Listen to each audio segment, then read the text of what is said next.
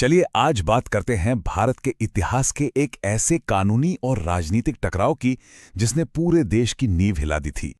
जरा सोचिए, तारीख है 12 जून 1975 और खबर आती है कि देश की प्रधानमंत्री का चुनाव ही अवैध घोषित कर दिया गया है। जी हां, इस एक घटना ने पूरे देश में भूचाल ला दिया और बस यहीं से शुरू होती है हमारी आज की कहानी।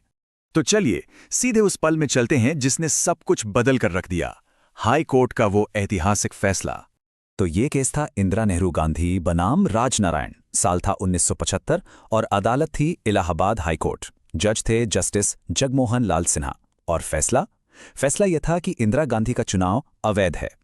आप अंदाजा लगा सकते हैं कि ये कितना बड़ा पल था। भारत के इतिहास में ऐसा पहले कभी नहीं हुआ था।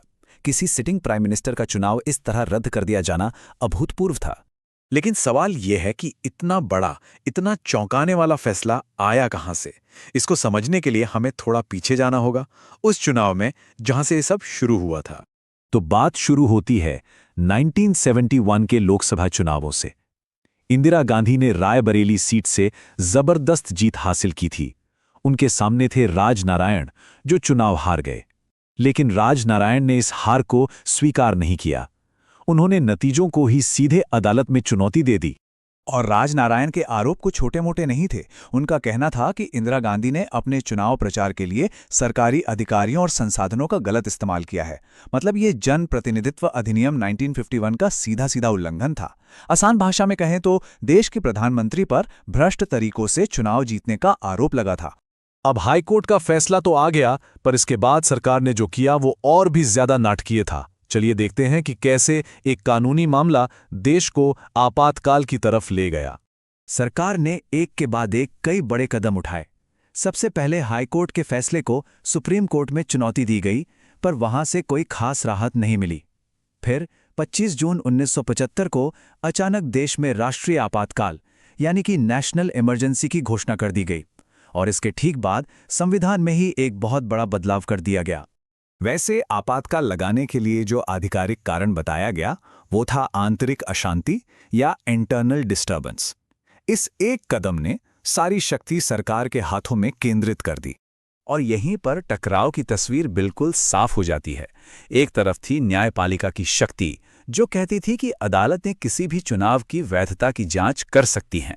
वहीं दूसरी तरफ था 39वां संशोधन, जिसका सीधा सीधा मकसद था प्रधानमंत्री के चुनाव को किसी भी अदालत की पहुंच से ही बाहर कर देना। मतलब ये न्यायपालिका और सरकार के बीच एक खुली टक्कर थी। अब संविधान की ये सीधी टक्कर, इसने देश की सबसे बड़ी अदालत में एक आखिरी और ऐतिहासिक मुकाबले की जमीन तैयार कर दी। और फिर आया वो ऐतिहासिक पल। सुप्रीम कोर्ट ने सरकार के उस प्रयास को पूरी तरह से विफल कर दिया जिसने प्रधानमंत्री के चुनाव को कानूनी जांच से ऊपर रखने की कोशिश की थी। सुप्रीम कोर्ट ने 39वें संशोधन को ही असंवैधानिक घोषित कर दिया। लेकिन सबसे जरूरी सवाल यह है कि सुप्रीम कोर्ट ने ऐसा किया क्यों? अदालत का तर्क एकदम साफ था। उन्होंने कहा कि यह संशोधन कानून के शासन यानी रूल ऑफ लॉ को खत्म करता है, अदालतों की न्यायिक समीक्षा की शक्ति को छीनता है और संविधान के अनुच्छेद 14 में दिए गए समानता के अधिकार का भी उल्लंघन करता है। और इसी फैसले से जन्म हुआ एक ऐसे क्रांतिकारी सिद्धांत का जिसने भारतीय लोकतंत्र की दिशा ही बदल दी। एक ऐसा सिद्धांत जिसे आज भी हमारे संविधान का सबसे बड़ा रक्षक माना जाता है। इसे कहते हैं संविधान के मूल ढांचे का सिद्धांत या बेसिक स्ट्रक्चर डॉक्ट्रिन। इसका मतलब बहुत सीधा लेकिन बहुत गहरा है। संसद को संविधान में बदलाव करने का हक है, लेकिन वो इसकी आत्मा, इसके मौलिक स्तंभों को न तो बदल सकती है न ही नष्ट कर सकती है। ये संसद की शक्ति पर एक तरह की लक्ष्मण रेखा खींचता है ताकि संविधान की मूल पहचान हमेशा बनी रहे। तो अब सवाल उठता है कि ये मूल ढांचा आखिर है क्या?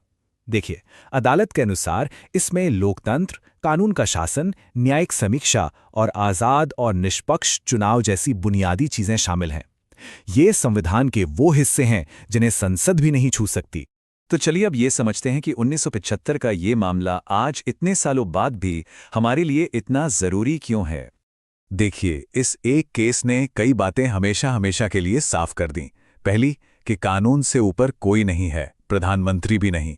दूसरी कि सरकार नहीं, संविधान सर्वोच्च है।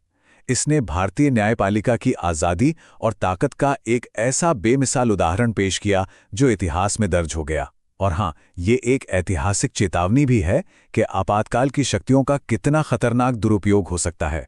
ये पूरी कहानी, ये पूरा मामला हमें एक बहुत बड़े और ज़रूरी सवाल पर लाकर छोड़ देता है। एक लोकतंत्र में सरकार और न्यायपालिका के बीच शक्ति का सही संतुलन आखिर क्या होना चाहिए? इस पर सोचना और बात करना आज भी उतना ही ज़रूरी है जितना तब था।